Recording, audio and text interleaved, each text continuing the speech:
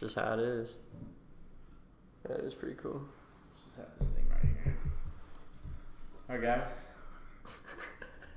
guys. Just a fucking dude. Is it heavy? Not really. You can just put it over there. Yeah, just put it next to you. Yeah. Dude, it looks like a damn one of those swords from like those anime movies. It's the 2022 college football season, so it's time to start. Expecting Alabama and Clemson and Ohio State and Georgia to be there, and everyone else to not really be shit. That's pretty much the state of the sport. Sadly, I love college football, but it isn't the same as it used to be, and it probably won't ever be again. But that's okay. That's what happens when big money gets involved in sports, period. Yeah. Alabama at number 1. They're the top team. They pretty much are the preseason number 1 like every year now. I think they have been like 9 out of the last like 11 or 12 years. It's like either them or Clemson pretty much most of the time. Mm-hmm. Ohio State's right behind them. I think Ohio State has the most talented team at number 2. C.J. Stroud and Marvin Harrison Jr. and Jackson Smith and Jigba, they have some like absolute ballers on the offensive side of the ball. Yeah, they do. Yeah. The Buckeyes have some studs. Yeah. They have some real like NFL talent on that team. C.J. Stroud is probably going to be like a top 10 pick next year. Everyone's projecting him to go to like Detroit or any number of those places. But I would say Ohio State's like wide receiver U. Yeah. Probably. Yeah. All the cold receivers come out of Ohio State. Yeah. I mean, Alabama too, of course, but Ohio State. Alabama has like everything. Well, okay. Well, they got all positions except like Georgia has running backs. Except like QB. I mean, Tua, but. Yeah, but we'll see. We'll see. Georgia does have the RBs and the DBs. Yeah. Georgia's nice too. Georgia's nice, yeah. And they're the defending champs, and they're number 3. They're 3. Yeah. They're our next team. Look at that. At number 3, they're the defending champs. Do you think they can go back to back realistically? No. I don't think so either. I don't think so. It's hard in the SEC. It is. Yeah, the SEC, that's big boys. Yeah, that's basically like minor league NFL. Yeah. Pretty much. That's like the in-between. So, I mean, winning back-to-back national championships in the SEC is not easy at all. I mean, Alabama can barely do it, you know, and they're stacked every year. And Georgia's just as stacked as always because they had one of the best recruiting classes, of course. Mm-hmm. But it's just going to be tough. They're going to have a tough schedule. Yeah, everyone in that conference has a tough schedule. It's the SEC. What do you expect? Yeah, dude, it's tragic. It's so hard being like an A&M fan and like you're just trapped there. Yeah. You're like, because you're like, well, all right, if we beat Bama, we're going to lose to who was that team that joined? Auburn or someone else. Like it's just it's always one or the other. Yeah, it's so hard to like be clean through SEC. Yeah, well, that's what I'm saying. Yeah, the SEC is the hardest division in football. Yeah. Are you talking about who joined like Texas and OU moving? Yeah, they're moving over in like 2024, I think. Oh, in 2 years. Yeah, and then UCLA and USC are moving to the Big Ten. What are 2025? Where are they at? The Pac-12. Pac-12. Pac-12 is basically like dying because Big Ten's also going to try to get Oregon and Washington from Pac-12. So, like, really what's happening is like... Is that all about money? It's probably all about... Yeah, it's all about money. Basically, the SEC and the Big Ten are the main money generators in the sport now, like these days. Because, like, all the best teams play there, right? And especially with the way things are set up now with, like, NIL and stuff. Yeah. Like, paying players, like, in sponsorships. That's pretty nice, though. I mean, I no, like it's that. fair. I like that, yeah. Yeah, I like it, too. That's how it should be.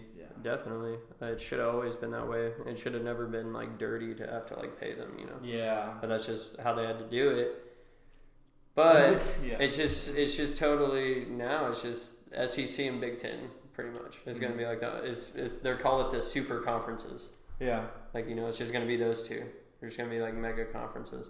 Just huge, lots of teams. Notre Dame's at number 5. They're always just there. Yeah. Notre Dame. Mm-hmm. They always find their way preseason ranked top 10, and then if they get in the playoff, they get schmacked. Wow, so it's crazy, but A&M's number 6 right there. We're right after them. That's your squad. Yeah. A&M has a decent chance. We just have to beat Bama 2 years in a row, which is like never really like a thing. Yeah. I don't think anyone does that. Really. It's like except Clemson.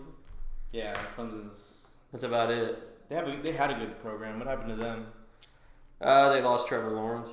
That's it. Because they had Deshaun and then Trevor. That's right. Yeah, so they lost like 2 guys. Yeah. Like prime guys. And their QB now is like all right. He's average compared to those guys. Like, he's not going to be in the NFL. You don't think so? No. But yeah, A&M's going to have a chance. I mean, just as much as like Utah and Michigan and Oklahoma and Baylor, those type of teams. Because all it takes is like if we can only lose one game, somehow sneak in. We might be the second SEC team that goes in. It depends on how Georgia does, how Bama does. But A&M had the number 1 recruiting class this offseason. Yeah, number 1. It's pretty nice. Because our NIL deals are like nice. Like we get people and get sponsorships. Yeah, get them like set up. Yeah. NIL deal. So like, does that run through the school? Do you know? Yeah, it does. It does? Yeah, the school like does a sponsorship. Like they run it. Basically, they make the connection from like the sponsorship to the player, and then the player gets like, he gets paid for it. He gets compensated. That's insane. It's gonna be weird. Yeah, it gets banned. Yeah, now it's gonna be. I'm pretty sure Bryce Young's like a millionaire already. Like I think so. I think he got like some insane sponsorship contract, like the biggest one. I believe that. Real talk. And then number 7 is the Utah Utes. They're the defending Pac-12 champs. They're really the only team in the Pac-12 that I think is like a threat to anyone. Really? They're really nice. They got a good QB and like they really have a nice offense all the way around. They had a crazy Rose Bowl with Ohio State last year. That game was like in the 40s. It was like I think they combined for like 14 touchdowns. It was just a lot of scores, bro. Like Utah can definitely score like any team. Their QB Cameron Rising and then their running back Tavion Thomas. I know both those dudes are really solid. They're really nice. But the Pac-12's dying. They're like the only team left. Michigan. Yeah, we're at Michigan at number 8. They were in the playoff last year for the first time since its conception, and it was the first time I had a chance at a natty since 1998.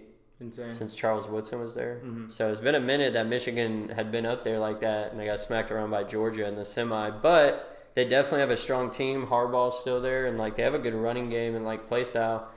They'll probably come down again to if they can beat Ohio State again. Really? That's how it is? Yeah. It's always about them in Ohio State. And they finally beat them last year. And that was like everything. That was like championship. That was their big... But the question is, can they do it again?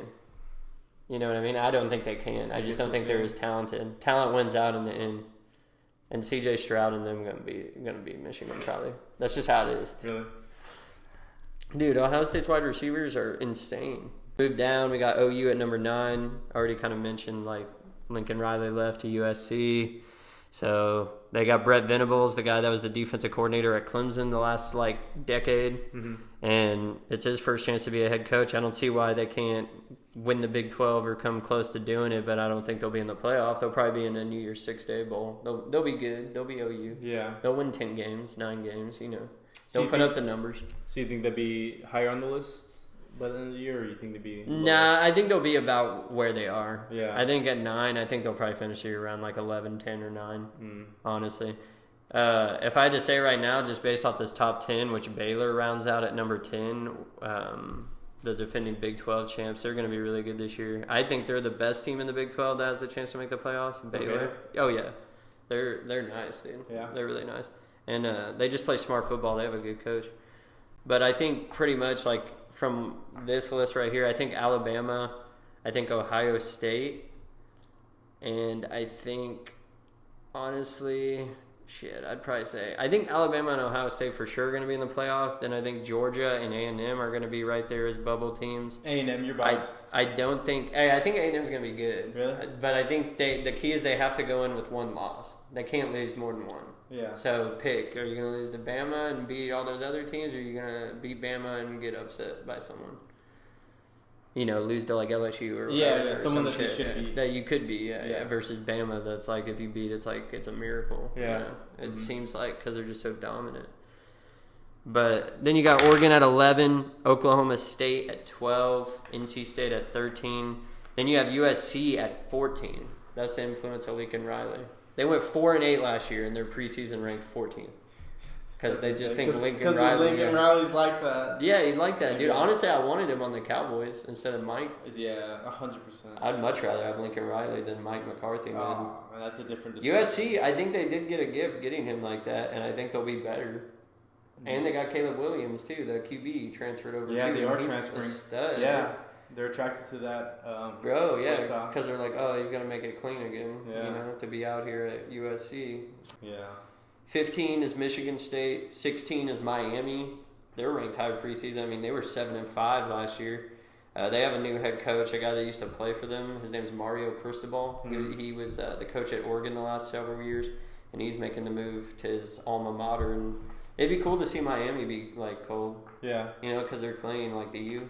Yeah, the U. You know, the nice. U No, is the nice. Always, yeah, no, I've always known OG about the U. as hell. I grew up on the U. Dubs. Yeah. Like, just dominant. Yeah. It'd be cool if they could win, you know? Yeah. Like, how sick would it be if it was like Alabama, Ohio State, USC, and Miami in the playoffs? It'd be so much different than what It'd be you sick. usually see, you know, Yeah. Georgia, Yeah. Clemson. Yeah. It'd be like, finally, like, you know, get these, like, OG, you know, programs from, like, the 2000s and, like, from the 80s and 70s and stuff that were, like, really good. Like, get them back in the mix. Yeah. How do we do that? You know, that would make the sport better. Mm-hmm.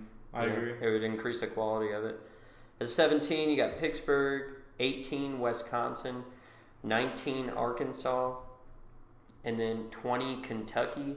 Kentucky's like really good to me. I think they should be ranked higher than Miami and USC because their coach, Mark Stoops, he's Bob Stoops' brother. He's been building up that program since like 2016, dude. And they're like, they've gone from being like one of the worst teams in the SEC to being where like they're finishing second or third behind Georgia and Florida, or just Georgia for like the SEC East. Mm-hmm.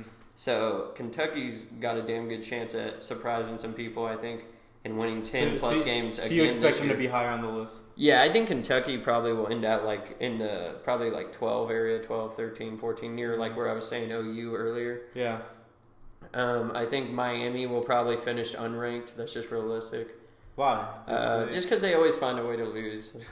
They always find a way to lose, bro. Like they don't live up to that old like mystique anymore until like it's like the Cowboys. Like you like now at this point you got to do it. Yeah. You got to show it. Like you can't live off that like old like vibe anymore. It's just not gonna work. Yeah, I agree. USC I think will finish lower, but I think they'll be ranked. Like I think USC will probably be like 18, 19, 20.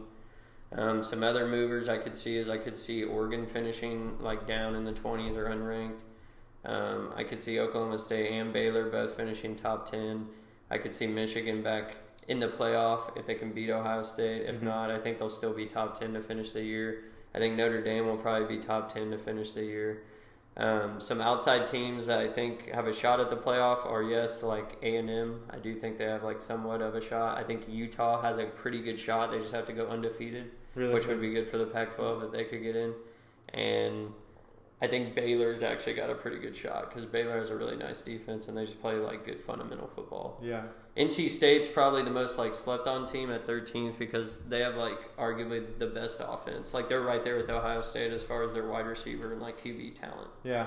Like just all together, like the offense they're going to put on the field next year, they're going to put up a lot of points. If they can go undefeated, they could be there. Yeah. You know, it's just all about can you win your games.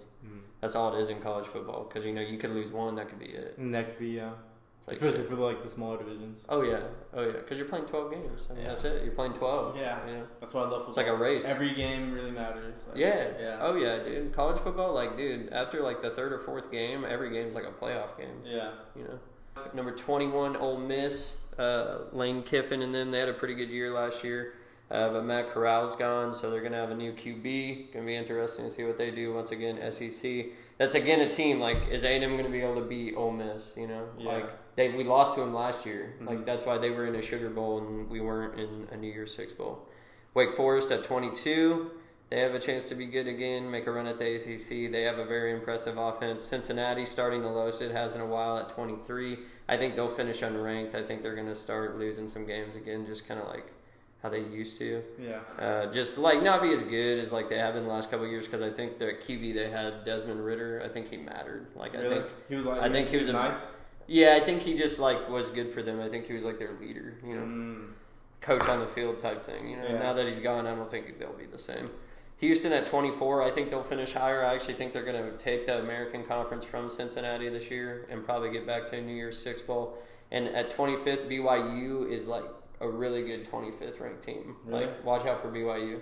Really? That's how it is? Yeah. BYU's nice, bro. What is there? They went 10-3. That's where Zach Wilson's from. Oh, and really? the guy that followed him up Zach right now, Wilson. I believe his name is like Darren Hall or Jaron Hall. He's nice too. The Yeah. QB. They can ball, and they play like anybody, so they always kind of have a nice schedule. They should be like, I don't know, they would have to go undefeated to get anywhere near the playoff, but they could definitely make a New Year's Six Bowl.